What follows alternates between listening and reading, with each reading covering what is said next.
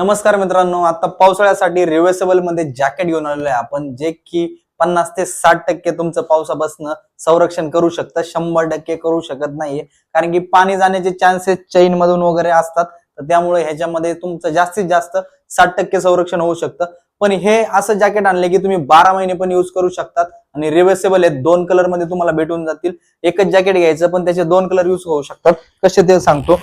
मी wear केलेलं आहे ह्या साईडने एक, आणि दुसरा हे तुम्ही उलट करून पण घालू शकतात.